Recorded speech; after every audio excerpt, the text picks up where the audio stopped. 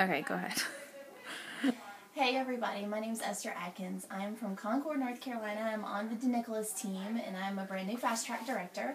And I wanted to share with you a little bit about what I have learned in my business about using a weekly calendar.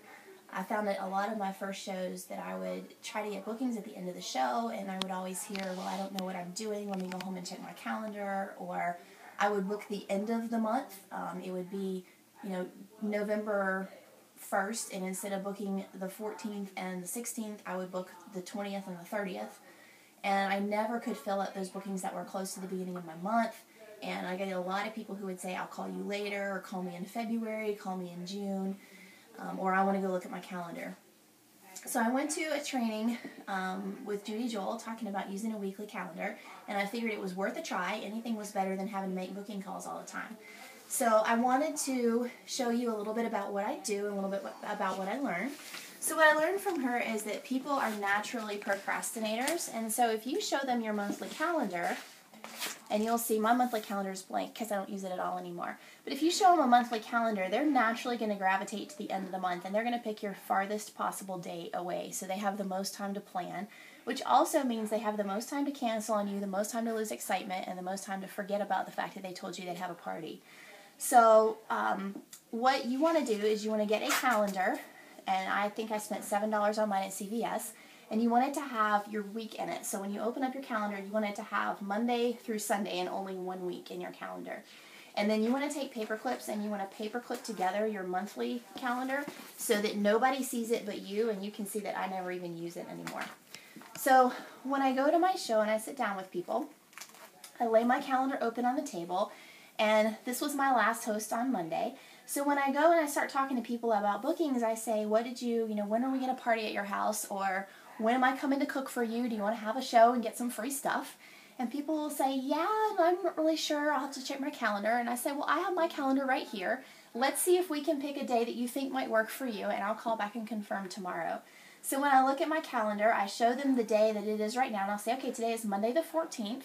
And they are able to look and they see their host's name there. So all of Leanne's friends are seeing Leanne's name, and they're immediately more comfortable because it's familiar, and they really like the fact that they see her, and it makes me more of a friend to them and less of a stranger. And then I'll say, and it depends on my calendar, if I have something immediately I'll need to book, I'll flip over and I will say, I have an opening on the 23rd. It's a Wednesday night. Would you be able to do that? And then I shut up and I wait for them to think about it. So I stop and I let them think. And sometimes they tell me right off, no, my kid has dance on Wednesday, can't do Wednesday. And I'll say, well, is there a particular day of the week that you need, or what works for you? And sometimes they'll say, yeah, absolutely, I can do Wednesday. And I'll say, okay, I'll go ahead and put you down. So I'll put their name down and whatever information I want from them. And now I have booked my next available date instead of something at the end of my month. Let's say they tell me that they need a Friday night. So I'll say, okay, I can't do the 25th. I can't do the 1st, but I could do the 8th, so I can do the 8th, and I'll say, will Friday the 8th work for you? And then again, the important part is that I stop and I let them think about it. I don't offer them the 8th, the 15th, and the 22nd. I only offer them my next available Friday night.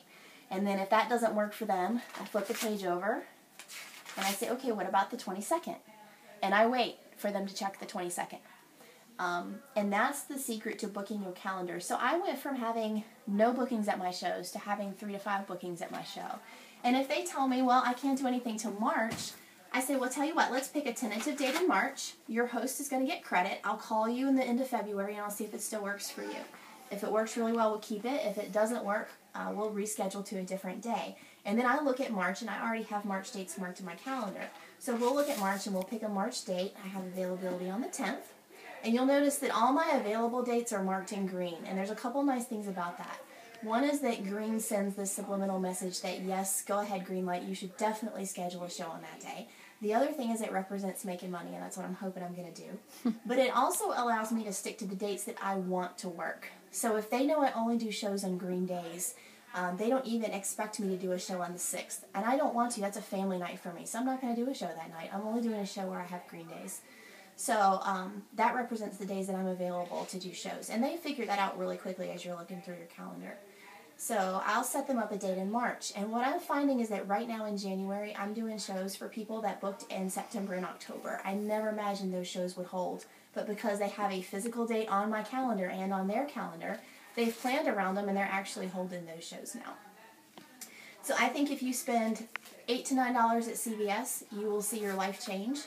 And wouldn't it be so easy if we never had to make booking calls, if we got every single booking at our show? And the other night, I've got some weekend stuff coming up. I'm going to be out of town, and I'm booked really well, which is awesome. And the other night, I got to tell somebody that I didn't have a Saturday night available until May.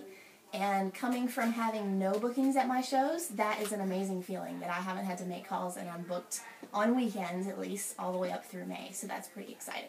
So good luck. Go spend $8 at CVS.